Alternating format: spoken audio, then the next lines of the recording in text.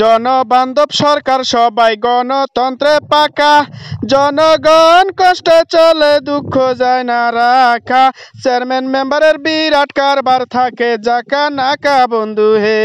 এই গানের কথার মতোই আজকে যে জনগণের দুঃখ কষ্টটা বন্ধুরা কথা বলছিলাম ভোলার দক্ষিণেশ্বর থানার মানিকা ইউনিয়নের 4 নং ওয়ার্ডের 12 নং চরকচিপা সরকারি প্রাথমিক বিদ্যালয়ের পাশে দিয়ে যে রাস্তাটি উত্তর দিকে আসছে সেই রাস্তার মধ্যপথে দাঁড়িয়ে কথা বলছিলাম। তো এখানে যে কালভার্টটি নির্মাণ করার আশ্বাস দিয়ে যে রাস্তাটি কেটেছে সেই রাস্তা সম্পর্কে আমি আপনাদেরকে কথা বলতেছি। তো এই রাস্তাটি যার দায়িত্বে কাটা হয়েছে বা খালটি যার দায়িত্বে কেটেছে বা খনন করা হয়েছে তিনি হচ্ছেন চরমানিকা ইউনিয়নের ভারপ্রাপ্ত চেয়ারম্যান মহিলা মেম্বার মিনারা বেগমের হাজব্যান্ড। ওনার নাম হচ্ছে জনাব কালাম সাহেব। এইখানে যে আপনারা যে পাকা রাস্তাটা দেখতেছেন এই পাকা রাস্তাটা প্রায় 2 মাস হলো কাটছে বা এখানে একটা খাল খনন করছে। এই যে আপনারা দেখতে পাচ্ছেন এখানে পানি নিষ্কাশনের জন্য খাল কাটছে, সেটা নিঃসন্দেহেই উপকার হচ্ছে এলাকাবাসীর। কিন্তু কথা হচ্ছে যে এখানে যে পাকা রাস্তাটা আছে এখানে প্রায় 200 ফ্যামিলির বসবাস। এই জায়গা থেকে এখানে একটি ধর্মীয় প্রতিষ্ঠান শিক্ষা প্রতিষ্ঠান রয়েছে যেখানে প্রতিদিন কোমলমতি শিশু বাচ্চারা এখানে পড়াশোনা করার জন্য যায় এবং একটি মসজিদ রয়েছে। মুরব্বীরা যখন রাত্রে বিকালে মসজিদে আসা যাওয়া করে সেক্ষেত্রে এই যে রাস্তাটা কাটা এখানে একটা কালভার্টের দ্রুত নির্মাণ করা প্রয়োজন ছিল, কিন্তু যার দায়িত্বে যিনি এইটা করেছেন বা এই রাস্তাটা কেটেছেন বা এই খালটা যিনি করেছেন উনি কিন্তু মাথায় রাখা উচিত ছিল এটা দ্রুত করে দেওয়ার জন্য। কিন্তু এটা 2 মাস প্রায় কাছাকাছি হয়ে গেছে এই কালভার্টটা তারা করে নাই। কি কারণে করে নাই তার সাথে মুঠোফোনে যোগাযোগ করলে তিনি বলেন, আসসালামু আলাইকুম। আসসালাম। জি ভাই, আমি হারুন বলছিলাম ওই কচ্ছিপিয়া। কি ভাই? কাকারা তুলে কাইটা ওই যে পানি খাল করছেন যে এই কালভার্টটা তো যে অনেকদিন যাবত করা হয় না, কিন্তু আমাদের কতদিন হইব অনুমানিক? প্রায় 2 মাস হবে। এখন এখানে আসা যাওয়া করতে গাড়ি ঘোড়া নিতে বা বাচ্চারা এখানে একটা ধর্মীয় প্রতিষ্ঠান, আপনার বাচ্চারাও আসা যাওয়া করতে কষ্ট হয়।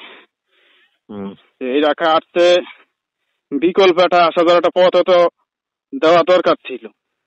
করিয়ালন আমরা আকার দিয়ালন চাপ দেন নাকি আমারে? বিশেষ করে ওই পাশে রাস্তার ওপাশে যারা বসবাস করে তারা ইমার্জেন্সি যদি কোনো রোগী বা পেশেন্ট হসপিটালে নেওয়ার প্রয়োজন হয় একটি অ্যাম্বুলেন্স পর্যন্ত ওই পাশে যাইতে পারে না। কেন যাইতে পারে না? শুধু এই কালভার্টটা না থাকার কারণে।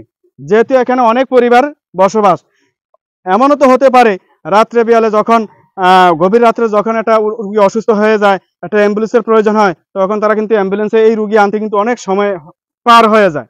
সেক্ষেত্রে আবার দেখা গেছে এখানে অনেক লোক কৃষক আছে যারা সার ঔষধ কিংবা অন্য কোনো বস্তা যখন নিয়ে আসে একটা গাড়ি দিয়ে তখন কিন্তু তারা এইখানে নামিয়ে দেয়, কিন্তু ওই পাশে নিতে পারতেছে না। তারা কিন্তু অনেক ভোগান্তির সৃষ্টি হয়, ভোগান্তি প্রভাবিত হয় শুধু একমাত্র এই কালভার্ট যদি না করার জন্য। কালভার্টটা যদি করতো তাহলে এই ভোগান্তি সৃষ্টি হতো না।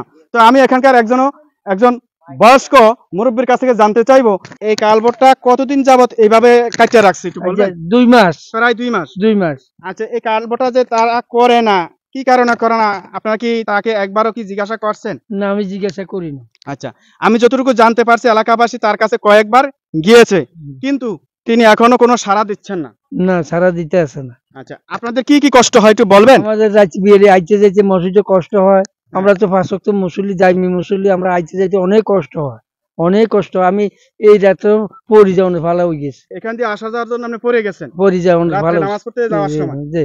আচ্ছা, এখানে আমি আরেকটু জানতে পারছি এটা ধর্মীয় শিক্ষা প্রতিষ্ঠান আছে যেখানে কোমলমতি শিশুরা আসা যাওয়া করে বা ধর্মীয় প্রতিষ্ঠানে পড়াশোনা করার জন্য যায়, সেক্ষেত্রে তাদের কি অসুবিধা হয়? অনেক বাচ্চা ফলাইন মনে করেন আছে, বহুত ফলাইন আছে, 25-30 গা ফলাইন আছে আমাদের দক্ষিণ অঞ্চলে, দক্ষিণ পাশে। এইগুলো আইতে যেতে অনেক কষ্ট হয়। তাহলে আপনাদের দাবি কি? দাবি কালভার্টটা আমাকে করে দিলে অনেক ভালো হয়। আচ্ছা, একটা কালভার্টটা জরুরি করা প্রয়োজন মনে করেন। প্রিয় দর্শক, আমি সংশ্লিষ্ট কর্তৃপক্ষের কাছে জোরালো দাবি জানাচ্ছি, এলাকাবাসী প্রাণের দাবি এই যে এখানকার যে কালভার্টটা যেহেতু দ্রুত তৈরি করা হয়।